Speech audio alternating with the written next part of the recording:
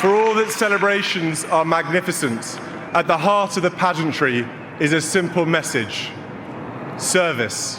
Buckingham Palace made no formal declaration. There was no lowering of flags, no ringing of bells, no gathering of crowds beyond the gilded gates. And yet, behind a single quiet door, King Charles reached a decision that would rewrite the future of the British crown. His voice was thin, almost fragile, but the intent behind it was iron. He instructed Prince William to begin readying himself for the throne without further delay. What pushed the monarch into this corner was not simply the weight of exhaustion. It was a quiet act of treachery buried inside the walls of his own household. Before we unravel what this truly means for the royal family, take a moment to subscribe so no piece of this unfolding story slips past you. William received the summons before sunrise had fully broken over London. He was told to arrive at Clarence House unaccompanied, without Catherine, without aides, without any trace of ceremonial escort. Clarence House, the London residence long associated with Charles, usually moved at a rhythm of calm predictability, but this particular call carried an urgency that refused to wait. When the prince entered the study, he found his father seated beside a closed dispatch box, the secured leather case used to transport confidential government papers. Charles looked hollowed out. He offered nothing more than a soft request for his son to take a seat. What followed was spoken plainly, and it cut deep.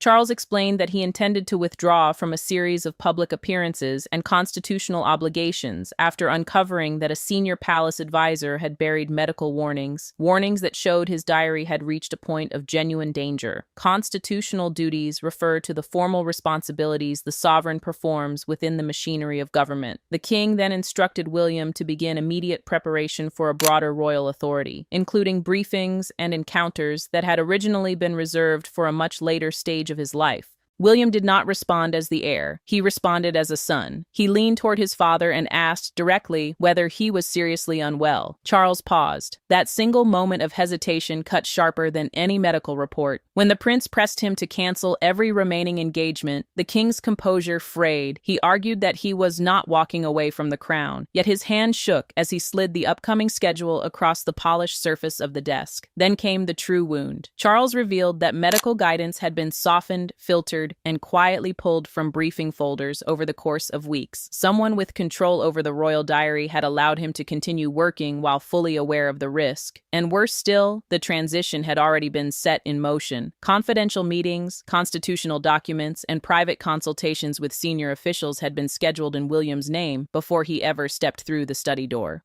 William rose slowly, absorbing the weight of everything that had just shifted beneath him. As his hand reached the door handle, Charles finally spoke the name of the person who had signed off on the altered schedule. The prince froze mid-motion, fingers pressed against the brass. He had walked into Clarence House thinking he was there to support his father. He was walking out with the understanding that he had been summoned to shield the crown from an enemy already living inside its walls. For most of his life, William had been reminded that the crown would one day rest upon his shoulders. But that inheritance had always belonged to a distant horizon, safely separated from the present by his father's reign. That horizon had now arrived without warning, without pageantry, without the comfort of time. Charles remained king, and yet William was already being asked to think, plan, and act like the sovereign who might one day replace him.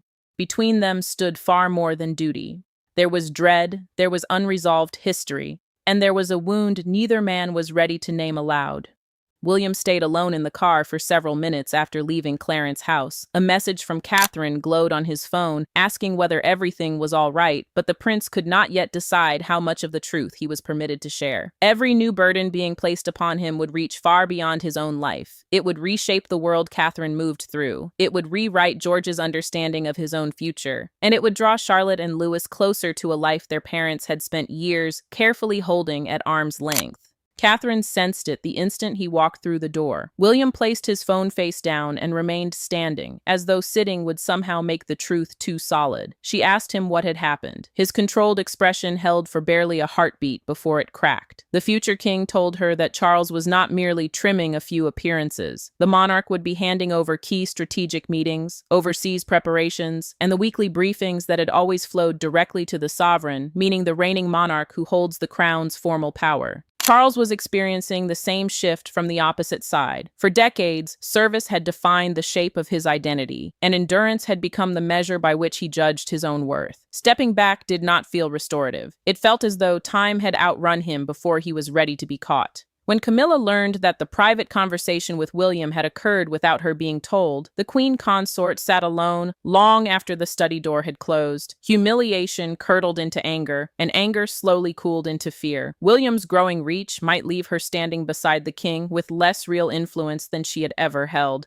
Catherine listened as her husband walked her through the true scale of what was coming. Then a royal courier arrived with a sealed timetable outlining 6 weeks of constitutional preparation. Constitutional preparation refers to the private briefings and formal training required for someone expected to shoulder heavier royal responsibility. William opened the schedule with slow deliberation. The first page listed meetings he had not expected to attend until years further down his life. Catherine noticed what he missed at first. One approval line had been left conspicuously blank, and the absent signature belonged to the very advisor accused of hiding the medical warnings. The silence between them grew heavier. Before William could truly prepare to carry the crown, he would first have to understand what had driven his father past the edge of endurance. And the answer traced back to a single unforgettable evening. The decision made at Clarence House had not materialized out of nowhere. Weeks earlier, during a state banquet filled with music, applause, and the polished smiles of diplomacy, Charles had suffered a moment that only a handful of people had truly registered. The room continued its ovation, but the king had lost his grip on the words in front of him. William saw his father's hand tighten around the edge of the table. Camilla watched the color drain from his face, and a single advisor quietly gave the instruction that the evening should proceed without interruption. Charles had been carrying too much weight for too long a stretch of time. His diary had grown denser as postponed engagements, diplomatic obligations, and ceremonial appearances were forced into weeks that were already overloaded. A royal diary is the official schedule that governs both the public and private life of the sovereign. Medical staff had repeatedly urged longer recovery windows, yet the intervals between events kept narrowing. William had questioned the pace on more than one occasion, but the king had brushed him aside, convinced that his son was slipping into overprotectiveness. William remembered the response with painful clarity. Charles had insisted that duty could not be measured by comfort. The prince had wanted to argue harder, but he had drawn back, unwilling to make his father feel scrutinized or diminished. That restraint would later haunt him. Charles rose to speak at the Commonwealth Unity Banquet and immediately sensed that something was wrong. The banquet is a formal palace dinner bringing together representatives from Commonwealth nations, designed to project unity and royal leadership. He reached the middle of the speech, lost his place, and gripped the edge of the table as a wave of dizziness moved through him. William leaned forward. Camilla stiffened. Before either could step in, the senior advisor signaled for the orchestra to continue playing. The official leaned close and warned Charles that foreign delegates were watching. Halting the moment now, he cautioned, would generate panic. The king pushed himself through the final lines while William watched with rising fury, and Camilla remained caught between concern and protocol. Applause followed. None of them heard it as celebration. Charles confronted the advisor in a private side room shortly afterward. He demanded to know why no emergency pause had been called. The official replied that safeguarding the appearance of stability had been paramount. That answer visibly changed the monarch's expression. He now understood that someone within his own trusted circle had chosen headlines over his safety. Charles later discovered, through a documented medical record, that his physician had advised him to withdraw from the banquet that very morning. The written recommendation had never reached him, never reached William, and never reached the senior private secretary, the chief official who coordinates the sovereign's work. A palace staff member later admitted, in a recorded internal statement, that the note had been removed from the king's red box, the secure case used for confidential official papers, and replaced with a shortened verbal summary, describing his condition as manageable. Only someone with substantial operational authority could have authorized that substitution. William examined the timeline carefully and requested a private meeting with the advisor under suspicion. He refused lawyers, personal secretaries, or palace mediators. The crisis had begun with a hidden warning, but it was about to erupt when the prince finally sat across from the man who had decided that royal appearance mattered more than the king's survival. William did not need to raise his voice when the advisor entered the room. The door closed behind him. The chair remained pointedly untouched. The prince laid the altered schedule down on the table between them. For several long seconds, neither man broke the silence. Then William asked a single question: who granted permission to hide the king's medical warning? The answer that followed did more than expose a lapse within the palace. It revealed how far certain figures had been willing to go to shape the public image of Charles's reign. The advisor had controlled access to the king's diary, coordinated his public appearances, and screened urgent recommendations before they ever reached him. That authority was formidable, because the royal diary functioned as more than a calendar. It dictated where the monarch appeared, how long he worked, and which concerns reached him ahead of each engagement. William recognized that challenging this man meant challenging the entire architecture his father had leaned on for years. The prince set the original medical recommendation down on the table, then the shortened summary, then the banquet schedule. Each document told a different story about the same day, and together they proved that someone had rewritten the truth long before it reached Charles. William asked whether preserving the monarchy's image had eclipsed the responsibility of preserving the king himself. The advisor offered no apology. Charles, he claimed, had insisted on continuity, and the household had simply followed the sovereign's wishes. William took a step closer. He accused the official of weaponizing his father's devotion to duty against him, knowing full well that the monarch would keep working if the danger remained concealed. The advisor struck back. He reminded William that the prince had scaled down parts of his own workload in previous years and suggested he could not truly grasp the burden carried by a reigning sovereign. The accusation landed with force. William's jaw tightened, but he refused to defend himself. He pointed once again to the concealed warning and demanded every name involved. The official eventually admitted, in the recorded internal exchange, that the decision had not been his alone. Another senior royal office had backed keeping the banquet unchanged out of concern that a cancellation might raise public doubt about Charles's fitness to reign. Then came the detail that reshaped everything. Camilla had been informed that the king had been advised to rest, though she had not seen the full medical note. William fell silent. The queen consort might have been misled. She might have chosen silence, or she might have understood far more than she was ever willing to acknowledge. That uncertainty made the betrayal even more perilous.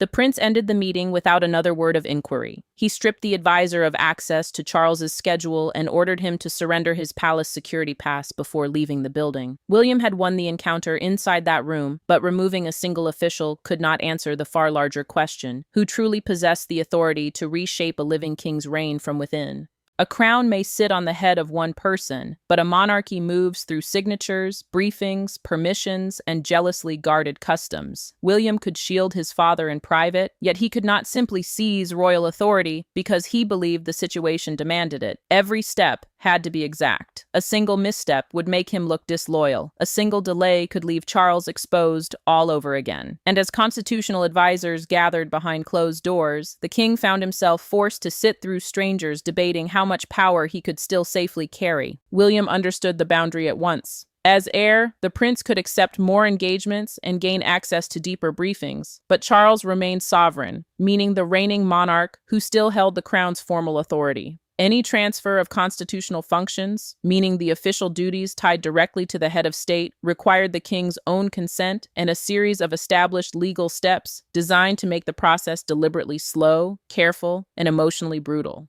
Charles sat through a private consultation as senior advisors itemized the duties he should surrender. An overseas visit went first. Ceremonial planning followed, along with selected government meetings and portions of the weekly royal program. Each removal was framed as protection, yet the king heard something entirely different. He heard his reign being dismantled, sentence by sentence. Charles removed his glasses when one advisor proposed canceling a tour he had been shaping for months. The monarch asked whether anyone in the room still believed him capable. Silence followed. William answered before anyone else could. He said his father was not being replaced. The king was delegating responsibilities, meaning temporarily entrusting duties while keeping final authority. William rejected every document that used the language of removal. The prince insisted that the transition preserve Charles's dignity because protecting the monarch's health did not require humiliating the man. He would prepare to succeed his father, but he refused to build his own future upon his father's public defeat. The tension deepened when William uncovered a sealed set of contingency papers. They outlined a temporary regency, a legal arrangement that allows another royal to perform the sovereign's duties if the monarch becomes unable to act. Those papers had been drafted before Charles ever learned that his warnings had been concealed. Someone had prepared for a sudden collapse while still permitting his schedule to grind on. Charles waited until every advisor had left the room. Then the king signed an order granting William access to confidential briefings and expanded control over the royal program. He set the pen down but kept his hand resting on the page. For one long moment, the monarch looked like a man clinging to the very piece of himself he had just surrendered. The consequences moved fast. Camilla learned that several members of her household would now report through William's office. The queen consort understood immediately what that meant. The transition had been designed to protect Charles. Yet the moment the prince's authority reached her staff, protection began to look dangerously like a palace takeover. By the following morning, the atmosphere within the palace had shifted. Staff who had once waited for direction from the king's household were now copying William's office into every significant decision. Engagements vanished from calendars, meetings were reassigned, doors that had always swung open for Camilla's aides suddenly required approval. Nothing had been publicly announced, yet everyone inside those walls understood that authority was migrating. For Charles, the silence brought relief. For Camilla, it began to feel like a warning that her position could shrink alongside his. William acted quickly. The prince canceled several draining appearances, altered travel plans, and ordered that medical advice be delivered directly to Charles without passing through any scheduling official. The royal household, meaning the network of staff who oversee the monarch's duties and private affairs, had long relied on lengthy chains of approval. He shortened those chains sharply because every delay now carried risk. William demanded written accountability for every major decision. He wanted names, timestamps, and clear explanations. Staff quickly understood that the future king was not merely assisting his father. He was learning how to grip the household with a firmer hand. That change made some feel protected. Others felt watched. Camilla discovered the consequences when an aide handed her a revised schedule. A reception she had expected to lead had been reassigned to William and Catherine. The queen consort read the page twice, set it down sharply against the table, and asked why she had learned of the decision from staff rather than from her husband. Charles faced her anger without retreat. The king admitted that he had personally approved the change. Camilla asked whether William now decided who stood beside the monarch. He answered with painful calm. His son, Charles said, was deciding what kept him alive and capable. The words wounded her because they carried a truth she could not easily deny. The crisis deepened only hours later. Palace security discovered altered schedules and private correspondence stored outside the approved archive, the official system used to preserve royal records. The dismissed advisor had been building a private file designed to demonstrate that Charles had personally accepted every risk. That meant someone had prepared a defense long before the truth was ever exposed. William then received a recovered message that had originated from Camilla's household. It asked whether canceling the banquet would leave the queen appearing unable to support the king. The message did not prove she gave the order, but it pulled suspicion uncomfortably close to her office. The prince could no longer clearly separate fear from ambition.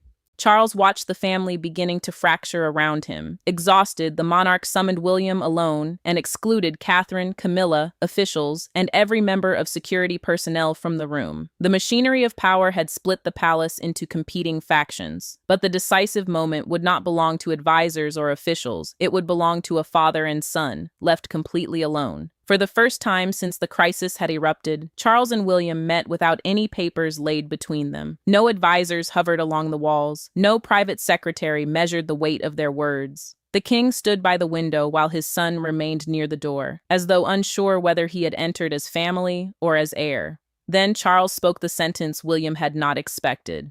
"I know you are ready." It was not an abdication. It was something far more intimate. A father finally releasing his son from doubt. Charles had ordered every member of staff to leave the room. The private secretary, the senior official who manages the monarch's daily work and records, was told that no formal note of the meeting would be taken. The king wanted the conversation to belong to them alone, not to an archive, not to a legal file, not to some future account of his reign. William finally stepped closer. The prince told his father that preparing for the throne did not feel like promotion. It felt like watching a door quietly close behind the man who had raised him. He had spent years understanding that the crown crown would one day come to him, but he had never wanted that day to arrive shaped by fear. Charles lowered his voice. The monarch admitted that stepping back had terrified him because he feared becoming irrelevant to the very institution he had waited a lifetime to lead. His words began firmly, then softened. He did not want William to remember him as a king who had to be rescued from his own household. William answered with the same honesty. His anger toward the advisor had also been anger toward Charles. The future king could no longer pretend that duty excused everything. He told his father that service could demand sacrifice, but it could not demand self-destruction. Even a sovereign was bound by human limits. Charles then explained the full reason for the shock, speaking through that private, recorded, free-flowing conversation. The betrayal had forced him to step back because it proved he could no longer trust the system surrounding him to protect the truth. Until the royal household was rebuilt, meaning the staff structure that manages the monarch's work, William would serve as the safeguard between the king and those attempting to control his reign. Charles reached into his pocket and drew out a small key. It opened a private briefing cabinet where sensitive royal and government material was stored. He placed it into William's palm and closed his son's fingers around it. Access, the monarch said, was not a gift of power. It was a duty to question everyone, including the king. William did not answer with any hint of triumph. He simply nodded. The door opened a few moments later. The prince did not walk out ahead of his father. He waited for Charles, and the two men left side by side. Their reconciliation ended the war between father and son. But beyond the palace gates, the world was already transforming a hidden transition into a global royal earthquake. The palace attempted to frame the changes as routine adjustments, but the public read the situation with far sharper eyes. William began appearing where Charles had been expected. Government officials began addressing him with a new gravity. Catherine stood beside him, carrying the composure of a future queen. Then a single front page captured what official statements had refused to say. A photograph of William walking into Buckingham Palace beneath the headline, "The King steps back, the heir steps forward." Britain understood the message instantly. Buckingham Palace confirmed, through an official written statement, that Charles would reduce his public program, while William assumed a larger share of ceremonial and strategic duties. A public program is the schedule of engagements carried out in the name of the monarch. The statement emphasized continuity and avoided any suggestion of abdication, yet the carefully chosen words could not disguise the scale of what was happening. William led a national service that his father had originally been expected to attend. The prince delivered a message on behalf of the king, yet he did not imitate Charles's style or borrow his phrasing. He spoke with calm authority, offering the public its first genuine glimpse of the kind of monarch the future king might become. Catherine stood beside him, steady and composed.